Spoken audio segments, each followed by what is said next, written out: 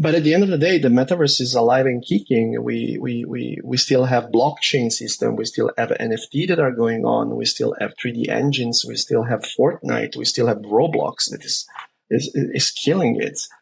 So sooner or later, it's going to be here. I'm Owen Cottrell, co-founder and creative director of Juice and lover of all things XR. At Juice, we work with clients from across the globe, supporting them in their exploration and adoption of extended reality technologies. In this podcast, I'll be speaking to the XR industry's greatest trailblazers, evangelists, adopters and disruptors to shine a light on some of the most powerful applications of this technology. Welcome to Squeezing the Juice. Welcome, Nick. Thank you so much for joining us all the way from Milan today. Hi, Owen. How are you doing? It's a pleasure to be here. Thank you for having me. I'm really good. Thanks, Nick. And seriously, I'll never be able to say this again to another guest. So thank you for being our very, very first Squeezing the Juice podcast guest. It means a lot to us. Thank you. I'm honored. I'm going to ask what might be deemed a provocative question, but I know you like those from watching Field of View. You're the master of the provocative question. I was with someone recently, and I won't name them, and they said, they were a client, and they said, that metaverse, Mark Zuckerberg's messed that up a bit, hasn't he? And just left it there. That was his question. And I just wanted to ask your reflections on where we are at as an industry, where the metaverse is at, and where people's perceptions and understanding of it, like that example, are maybe kind of slightly removed from the truth of the matter. My view is that it's not Mark Zuckerberg's fault that the metaverse didn't work. I believe that the word metaverse itself was a fantastic marketing tool to bring the attention of the masses to a technology and an infrastructure that we are envisioning of the future, and to explain easily, so sometimes in a better, sometimes in a worse way, what it is and why it's important for the enterprise. So it was great to bring attention to immersive technologies, gamification, to a certain kind of infrastructure of the future where portability and identity and cryptocurrencies and smart contracts, NFTs are powering all of this infrastructure. And by the way, when I talk about NFTs, I'm not talking about monkeys. I'm talking about the technology NFTs of the smart contracts that can also be used for digital twins and so on. More of this of my book if you're interested. The problem with the metaverse was that Mark Zuckerberg decided to change the name of Facebook into Meta, because like Christopher Columbus decided to burn the boats when he landed. He said, okay, this is the future. I made a bet buying Oculus for all that huge, incredible amount of money. And now I want to build this thing because I believe in it, because he's a geek, he's a gamer, he likes it, and he wants to connect people. And he saw in this technology the next generation of way of connecting with each other, which is exactly what he did when he founded Facebook. So it wasn't a stupid idea. The problem is that he didn't, from my point of view, and I'm no economist and I'm not here to teach any lesson to anybody at Meta or Mark Zuckerberg, which I admire, for his entrepreneurial spirit and for his ideas. The problem with changing the name in Meta and branding Meta as the metaverse company was that he started talking about a product that would be finalized and available in 10 years from now. Is like a car company called the car company Ferrari saying, we're going to build this Formula One Ferrari in 10 years from now and showing you a bicycle. And this is the problem, because you're a publicly traded company. You show the Ferrari and you say the Ferrari is going to arrive in 10 years from now. but the infrastructure is not there. The protocols are not there. The hardware is not there. The use cases are not there. The business models are not there. The technology is not there. There are so many things that need to happen from a business perspective, a technology perspective, an infrastructure perspective for this vision to happen in full. That obviously the investors said, okay, great. You want to build this thing of the future. Sounds exciting. And they waited 12, 18 months. And after 18 months, they went there, they started knocking the door and they said, where's my money? And at that point, it was obvious. It was obvious that the company started scrambling, and it was obvious that all the layoffs needed to happen because burning billions in research and products development every month was unsustainable for a publicly traded company like Meta, that was, by the way, losing momentum against other competitor platforms like TikTok or other platforms that are on the market right now. So it was clear that they needed to change the direction, and obviously they shifted the focus of their conversation from the metaverse to generative AI. But the problem is that this tarnished the word metaverse from a marketing perspective. So it's a tool, a marketing tool, as it was before, that is not usable anymore. But this doesn't diminish the fact that that's the direction where we headed. AI is fully part of the infrastructure of which we call the metaverse, the internet of the future that we call the metaverse. There's an article, there's a full chapter on my book, which, by the way, you can read for free on my LinkedIn. So if you go on my LinkedIn, you can find a link in a highlighted article and you can read it, that talks about the fundamental role of artificial intelligence and machine learning in the development of this infrastructure of the future that we call the metaverse. So from a marketing tool perspective, the word metaverse is tarnished and doesn't exist anymore and is not usable anymore. However, is reborn in other ways. Like, for example, Apple launched the Vision Pro and now it's all about spatial computing. And now the word spatial computing is much better than metaverse when you go in front of clients. But it's exactly the same concept, it's exactly the same thing, it's exactly the same technology, it's exactly the same 3D engine.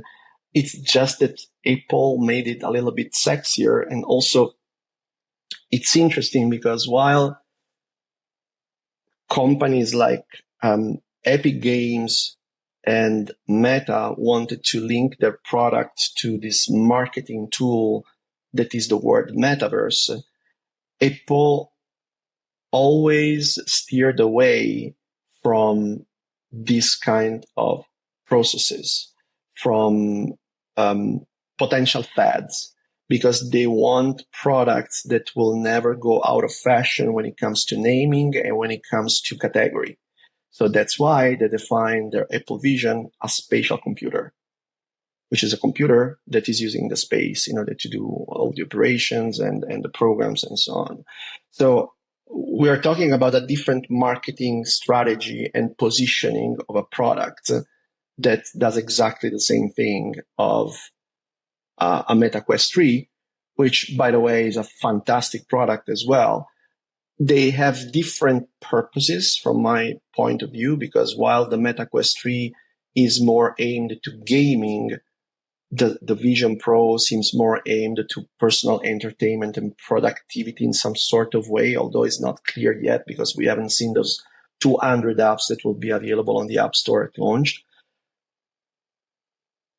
But at the end of the day, the metaverse is alive and kicking. We still have blockchain system. We still have NFT that are going on. We still have 3D engines. We still have Fortnite. We still have Roblox that is killing it. So sooner or later, it's going to be here.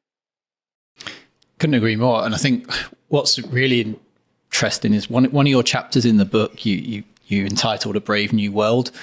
And I think it just goes to show how brave a new world it is, that, you know, already there are people kind of maybe in the wings just waiting to sort of say I told you so and maybe denigrate it, but actually, like you say, the fundamental core principles of the metaverse are absolutely alive and kicking. We see it every day in what we do as a business, more so with enterprise clients and use cases and application of extended reality within enterprise. But it's here, and it's here to stay, and it's not going anywhere. And I think that penny is starting now to drop with more and more people. Well, the technology is evolving. My 5 cents on the Vision Pro is that is a glorified SDK for the future to come at Apple. There are some solutions like the tethered battery that are obviously aimed to a future where there will be tethered glasses to a mobile phone and potentially wireless connectivity to a mobile phone, and then wireless connectivity directly to the cloud where everything's going to be computed and blah, blah, blah. We are going towards that direction. What I believe that is missing, and this is the problem, is one of the key elements of that brought success of devices like the iPhone in 2007 to the masses. We lack use cases that are really, really pointed and good. We lack those Shazam, we lack those Tinder, we lack those Uber. We don't have pointed use cases that says, okay, I need to use this for my everyday life because it's really cool and I want to have it. And obviously, once you start using it in your everyday life, then you start using it for work, and vice versa. By the way, I don't know if you're aware of this, but one of the reasons why there's been a boom in PC gaming towards the end of the 80s and the beginning of the 90s, and right now, obviously, PC is the king of the gaming platforms. Despite a lot of people love video game console, but obviously on PC, everything is technically should be much better, is because companies started handing over laptops to their employees, and they started realizing they could do spreadsheet, but they could also play Doom on their laptops. And this created a huge, massive industry that today is more valuable than, movies and music combined together. Which is the gaming industry. So I think that we lack those very, very pointed use cases, and we lack some basic things from an enterprise perspective. I've been doing enterprise transformation with immersive technologies for the last 6 years. I bootstrapped the business of extended reality at Accenture, along with Daniel Gunter, and other few brave people like Fadi Shaimi that you may know, and some amazing guys like Hunter Woodley in the United States. We literally bootstrapped the business from scratch when it comes to extended reality for enterprise inside Accenture. And one of the things that we realized immediately that some basic things, like, for example, mobile device management system that could work out of the box with devices like the Oculus, at the time the Oculus Quest, now the Meta Quest, were not available. How can a CIO deploy 20,000 headsets, 60,000 headsets, 100,000 headsets to a group of employees without securing them from cyber attacks, from malicious software, from installing software that could steal information, third-party software, ensure that all the operative system are updated? Those basic features arrived only now with the Quest for Business platform, which has been promised, and I remember this because I was there in 2018 at Oculus Connect. It arrived January 2024. Has been launched. Oculus for Business was a hack, has been a half failure, and then they reworked it, they rebranded it, and then they launched it. Without these basic things available on the markets, obviously this cannot scale from an enterprise perspective. So there are different reasons why we are not seeing a momentum in this kind of technology, in the adoption of this kind of technologies at the moment. You've brilliantly preempted a question I had for you, Nick, actually, which was more, I suppose, aligned with your day job, your role with Accenture as industry technology innovation lead for Europe. I think, obviously, as you know, we work in the adoption space, specifically with enterprise, and I'm interested in your take on what those barriers are, and I think you've nailed the biggest barrier still, which is around security and data and just the infrastructure being passable for enterprise to really latch onto. But are there still other adoption barriers as you see them in your daily interactions? Yeah, I mean, one of these is also the reputation. Obviously, after everything that's happened with Meta and the word metaverse, that is like a swear word now in front of the clients when you talk about technology innovation. It's difficult to talk about this technology. Now we talk about digital twin. We talk about the 3D asset pipeline. We talk about immersive learning. We never mention metaverse onboarding. Although Accenture onboarded 220,000 people using metaverse technology. We deployed the 65,000 headsets to our employees. Funny enough, without any kind of mobile device management. Now we started rolling out the mobile device management, but we used applications that were kind of self-contained, and we said, okay, for the rest, you can use the headset as you wish. It's yours. You can play your games and you can do whatever you want.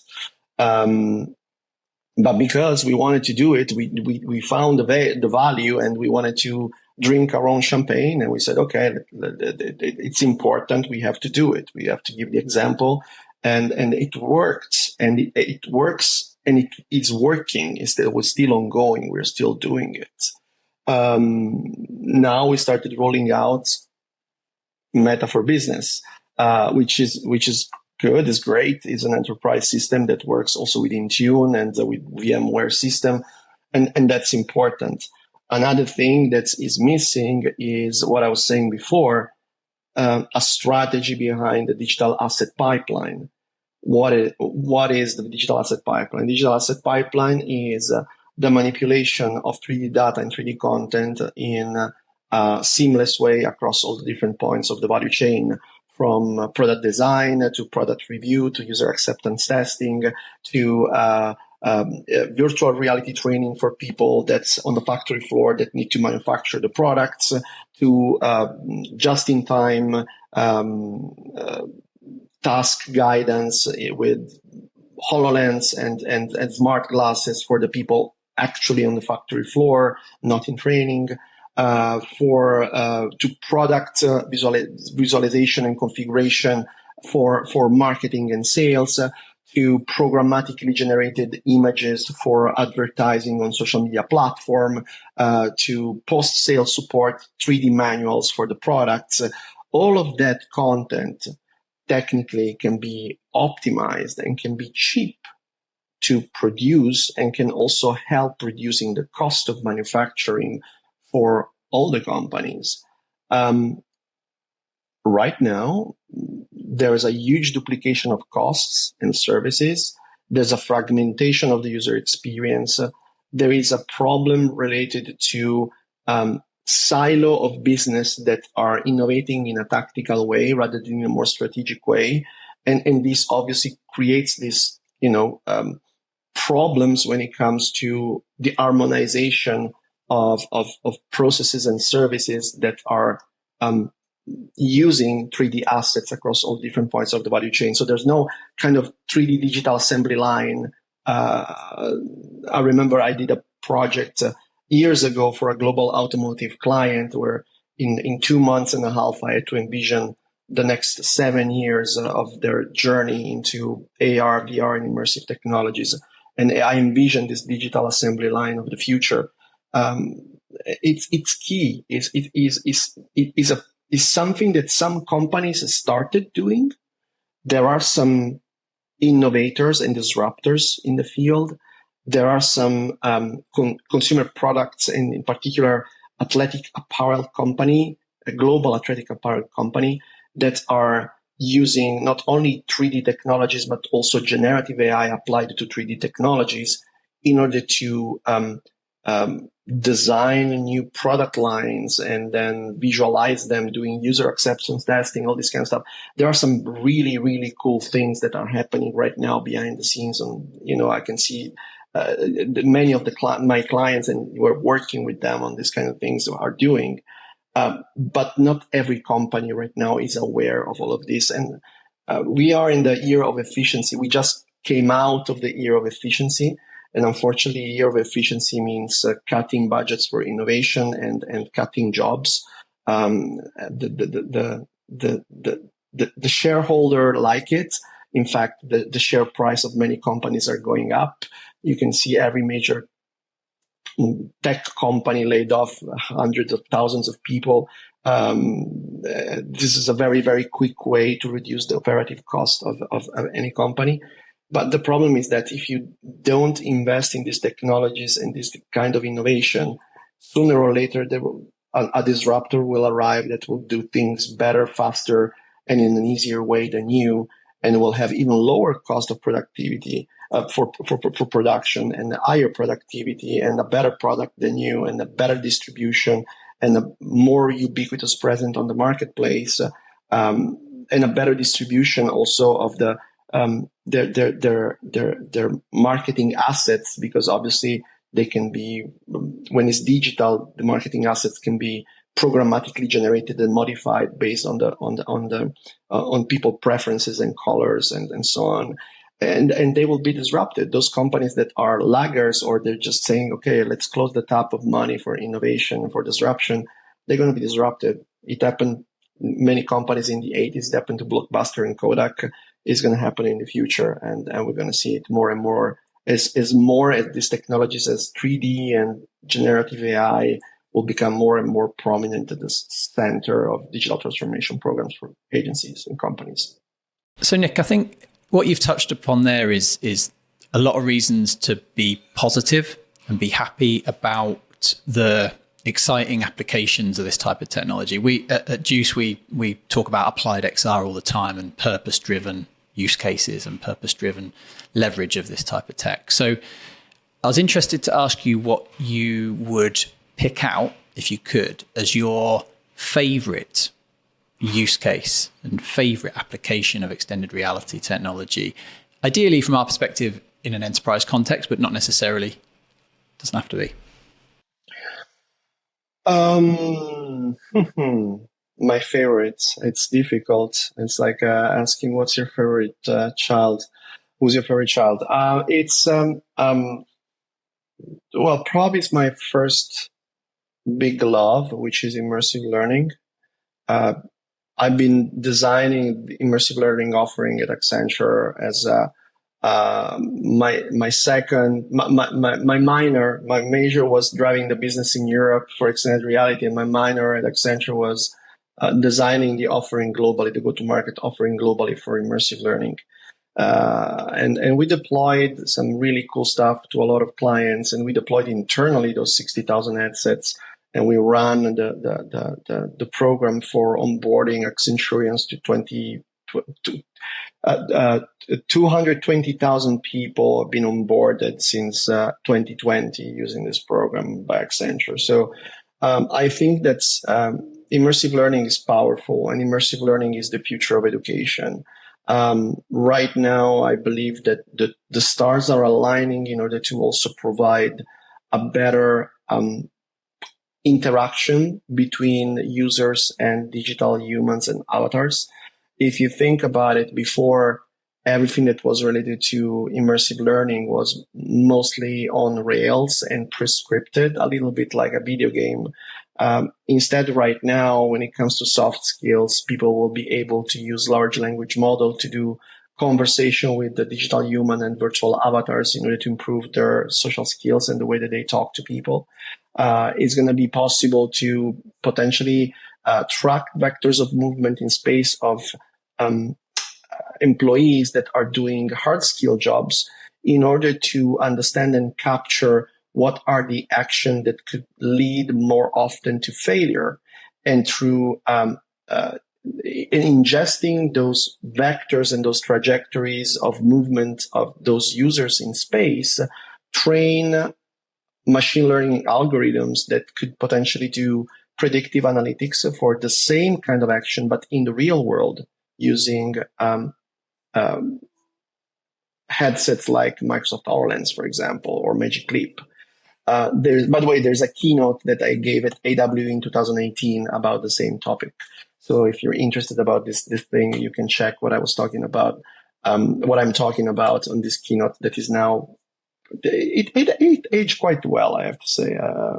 At that time, a lot of people said that this is not possible. Now it's actually possible. So I have a look at that keynote from AWA 2018 to get more information. So I suppose that the data and the analytics that companies and employees and even human beings that are eager to learn things can retrieve from this kind of training are important, meaningful for self-development, but also for the enterprise, for example, to improve safety in the production line, to better plan production schedules.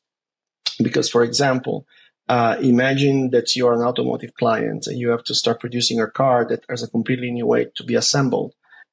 You need to plan when to start the production. And at the same time, you need to train your workforce in order to be proficient at a certain level in order to start the production itself. How can you get real-time insights and analytics that are objective and real about the proficiency of your workforce doing those trainings? And once the workforce is proficient, how can you accelerate their efficiency on the assembly line when they start doing the job for real? And you can do this with immersive learning. You can do this also with connected worker experiences with Microsoft HoloLens. So all of those enterprise use cases are very close to my heart, and I'm still talking about it quite a lot because my role as technology innovation lead involves talking about immersive technologies, AI, blockchain, quantum computing, and so on. I think that the revolution also is going to come very soon when it comes to higher education.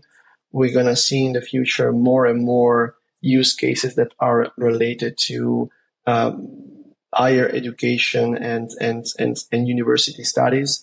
Education is going to be the next big industry to be completely disrupted by these kind of technologies, both from an AI perspective and from a 3D technologies perspective. So I think that the future is bright when it comes to, increasing the general level of literacy and knowledge of the global population. I think it is important, and I think that this is basically what's the outcome of using technologies like generative AI. A lot of people say, "Oh, generative AI will automate things, will put people out of jobs, and so on."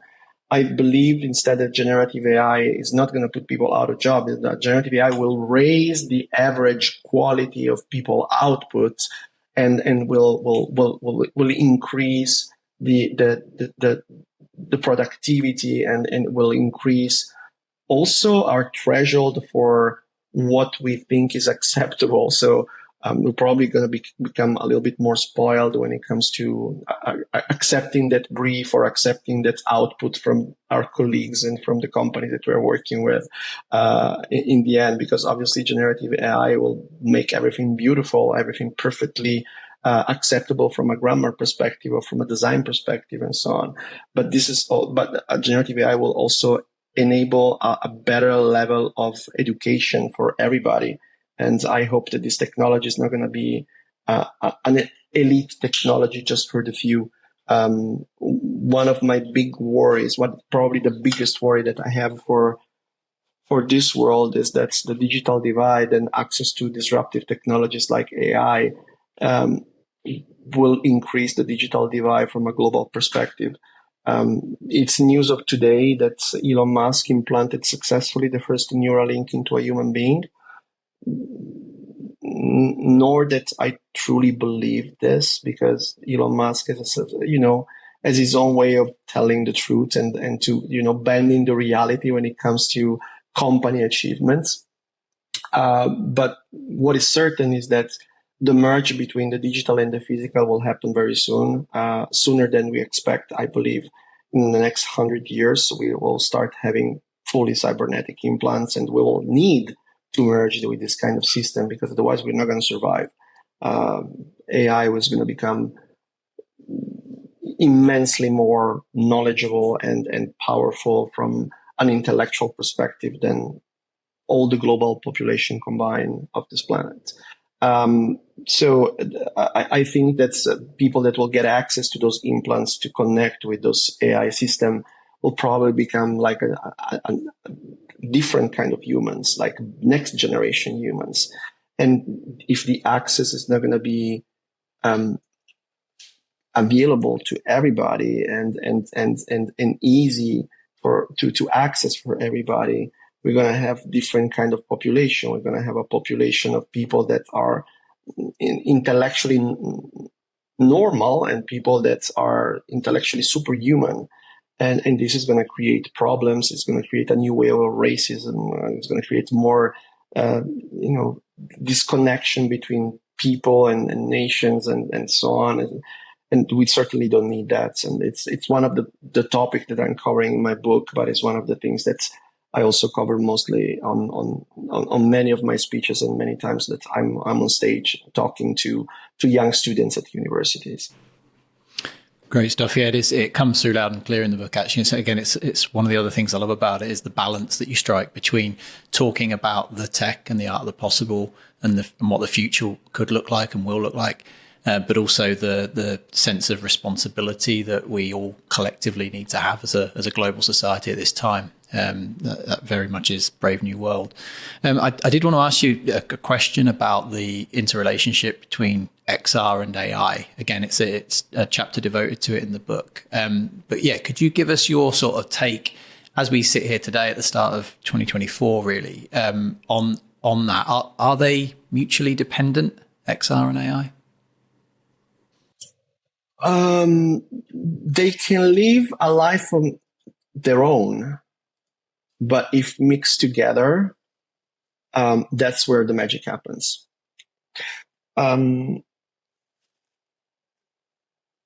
The fact is that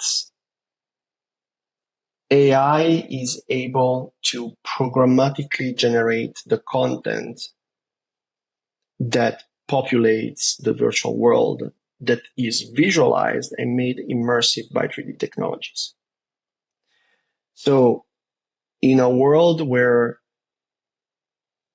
we want to build the holodeck from Star Trek, where you go in a room and say, I want to be in a Chicago of 1920 or 1930, and then suddenly you are transported into a dark room with a piano playing some smooth jazz on a corner and some smoke in the air, and you can smell the whiskey on the carpet on the floor, and there's the clinging of glasses behind the bar and so on, and you're surrounded by people with fedoras and stuff like this.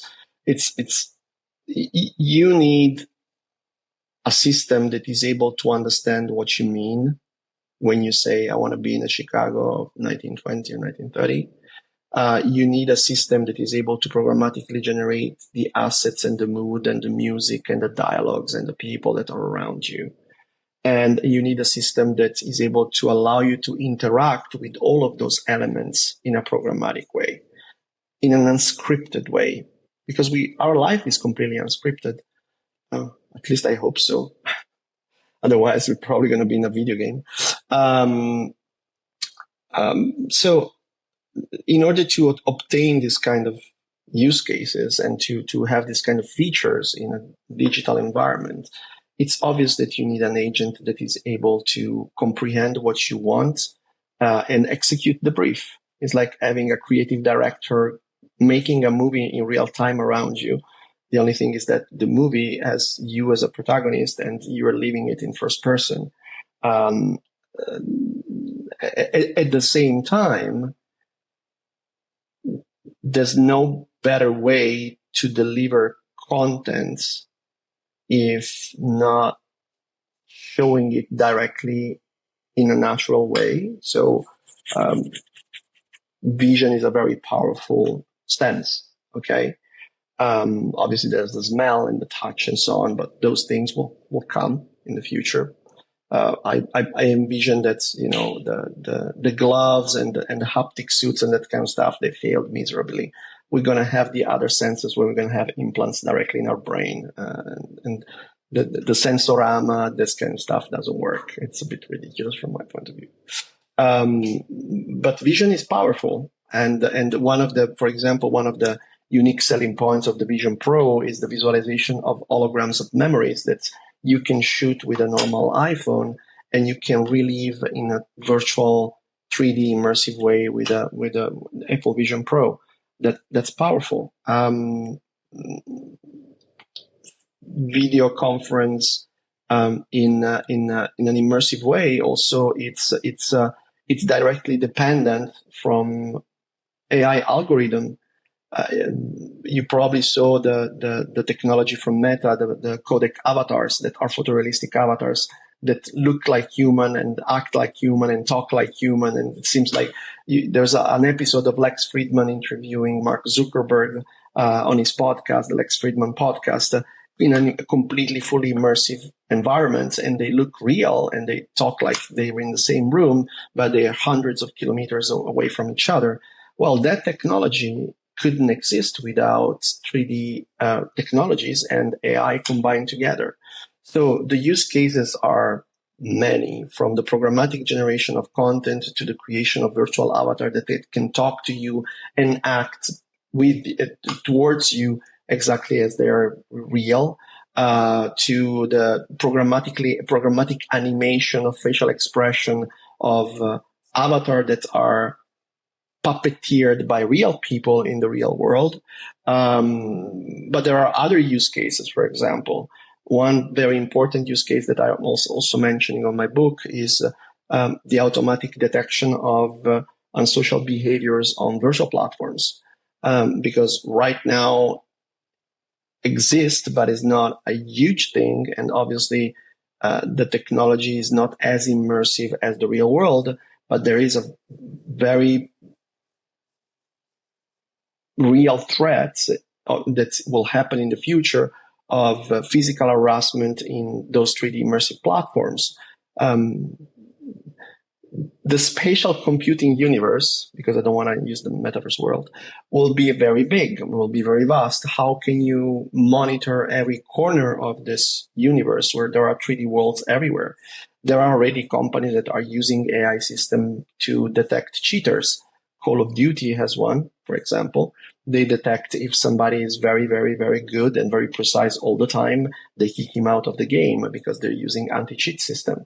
So this technology live in a sort of a symbiotic way, because it's like the brain and the eyes, or the brain and your mouth. So it gives the AI thinks about the content, and then the 3D visualization makes you see the content and gives also sound, and the 3D engine provide also the sound infrastructure to this visualization. So it's extremely symbiotic, and I believe that like in any transformation program, you never have real value from a technology per se. When I do my digital transformation workshops with my clients and my design thinking practitioner and a trainer, I like to start always with a problem statement and with a business objective. So the problem statement is where you start designing. The business objective is the direction where you go with your design. And then the technology come on board. You get VR, and then you get AI, and maybe you want to get some cloud infrastructure to orchestrate everything, and then maybe you want to add on top some sprinkle of edge computing and so on. So the technology are enablers in order to activate and enable some specific use cases. And you need to combine those technologies together in order to create real value to people, to create innovative products that live in silo. They remain glorified POC that you can use at trade shows at the end of the day. If those technologies and if those POC, those inventions that you do when you do innovation remain disconnected from system of records, from data, they do not improve iteratively every time that you use it. They do not create real value. So that's why it's important to think about the infrastructure, the data governance, the change management, how to really apply and scale these kind of technologies to your clients when you deploy this kind of digital transformation programs.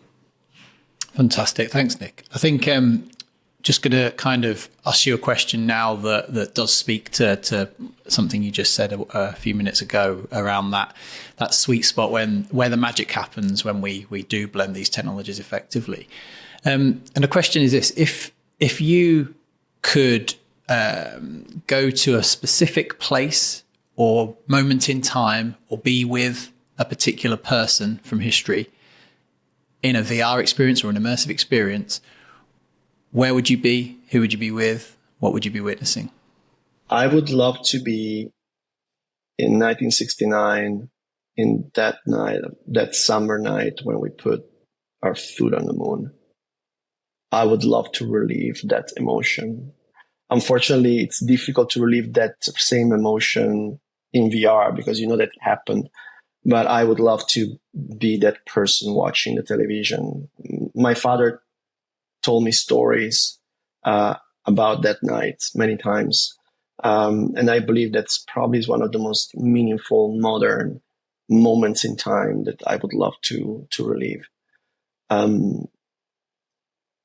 would love to erase my memory and leave that moment. That would be amazing.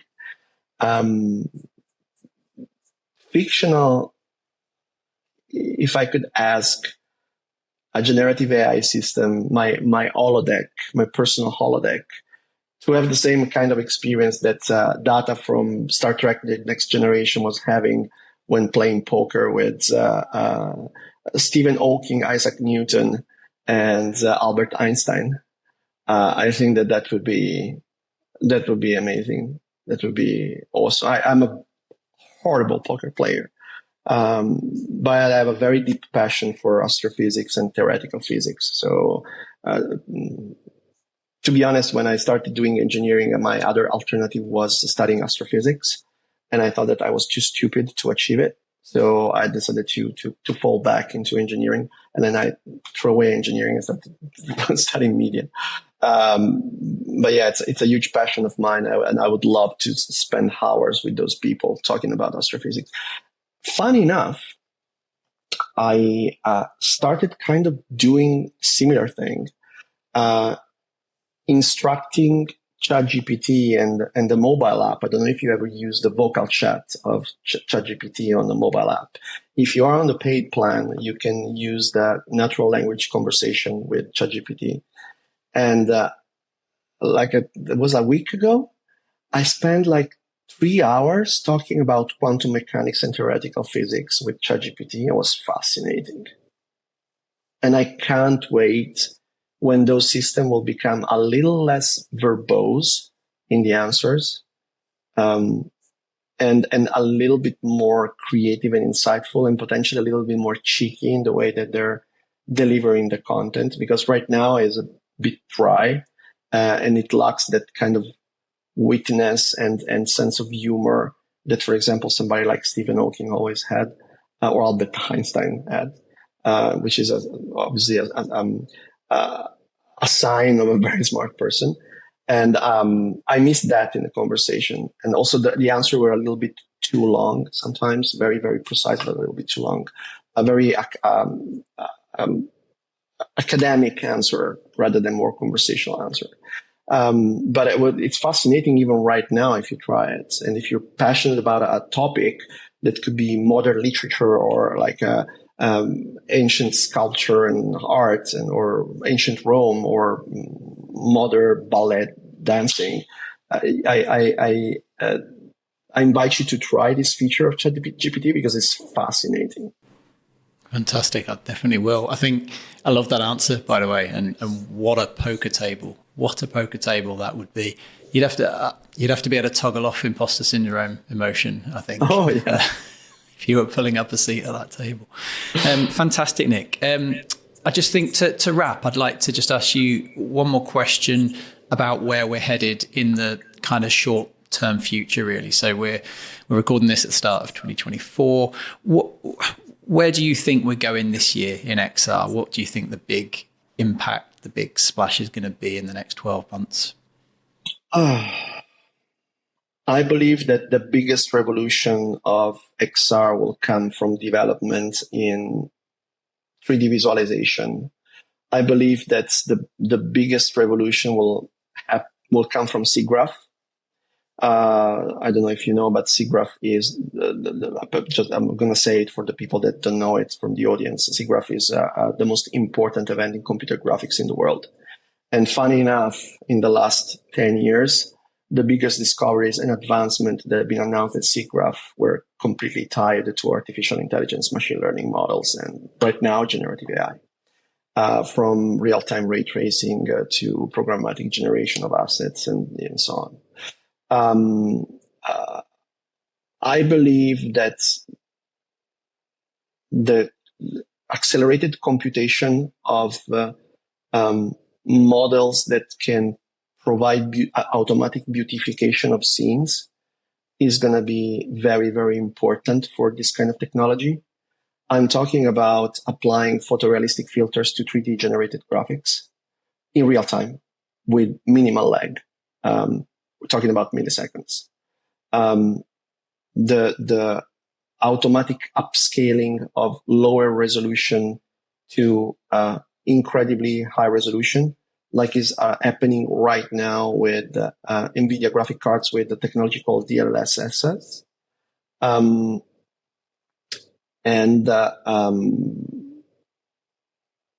Advancements in local computation for large language model and synthetic voice generation, because this will enable a more natural conversation with those large language model system, like the ones that I was telling you about before of ChatGPT with the vocal voice. Because right now, obviously, there's a lag between your input and the answer, when the lag will be minimal because everything will be processed on the edge, so on the device. I think that's going to create a haha moment. Having that assistant embedded into your smart glasses, like the Ray-Ban one that has been launched, that's powerful. The functionality of having the cameras that are able to recognize any object that you have in your hand and asking about the story of that object or the story of that painting that you have in front of you, or how do you cook a carbonara and telling you about ingredients and checking if what you're doing is right or wrong. All those kind of things will happen very, very soon in the near future. We're talking about from 12 to 36 months. So expect more way smarter assistants, way smarter than Alexa right now and Google Home right now. And expect a dramatically increase in the quality of graphics delivered by the headsets, but also in video games. I don't know if you are following the video game industry, but one of the major players in the field is AMD, that is providing the chipset for the video game console. And interestingly enough, the APU that are embedded right now in those video game console like Xbox Series X and PlayStation 5, the next generation of those chipsets has artificial intelligence core embedded within it. This means that video game console and video game graphics will have artificial intelligence by default enabled on their system, both for graphics but also for gameplay. So in the future, we're going to be able to converse in natural language processing in a large language model fashion like ChatGPT with the NPC of the video games, even on PlayStation and Xbox Series X. So I think it's exciting, and I think that we're going towards a future where we're going to connect more with digital entities and have more immersive experiences and live more photorealistic experiences in a synthetic way. And I can't wait to see it. Thank you, Nick. As I absolutely knew I would, I've absolutely loved this time with you in this conversation. You have a habit of just kind of inspiring excitement, I think, around a space that we work in every day, but actually your passion for the subject and your positivity around it is kind of infectious. So thank you for that. They say everyone's got a book in them, and you certainly did have, and I'd encourage anyone who's not read Understanding the Metaverse to give it a really good read. It's a fantastic resource, both for you if you work in XR, clients that you work with. Just before we let you go, Nick, how can people kind of follow you, look you up, and follow the work that you do? Oh, you can just search for Nick Rosa on LinkedIn or at Nicola Rosa on Twitter, because my real name is Nicola, but everybody calls me Nick since I moved to the UK 14 years ago. I'm going to start a new series of podcasts very soon, so stay tuned on those channels because it's going to appear probably towards the beginning of March, the beginning of mid of March. And you can already check the episodes of My Field of View podcast. And as you said, if you're interested about knowing a little bit more about digital transformation principle that can enable metaverse use cases and a little bit of a guide on understanding what it is and why it's valuable for the enterprise, you can check my book, Understanding the Metaverse, a Business and Ethical Guide. Nick, thanks so much. And yeah, absolutely. I'd second Field of View is a fantastic podcast. It's something well worth going back and catching and watching. It's certainly inspired this one to be in existence. So Nick, just remains for me to say thank you once again for being our very first Squeezing the Juice guest. I hope you've enjoyed your time with us. It's been a pleasure. And I very much hope you'll come back on the show in the future. I will, absolutely. Can't wait. Cheers, Nick. Thanks very much. Thank you very much. Take it easy. Bye-bye now. Bye, thank you. I hope you enjoyed that very first episode of Squeezing the Juice as much as I did. If you did enjoy it, or even if you didn't, please give us a thumbs up or a follow and subscribe to the pod, and it'll help us just build our tribe as we grow this. Look forward to welcoming you back next time when I'll be squeezing the juice with another guest from the world of XR. Till then, take care. See you soon.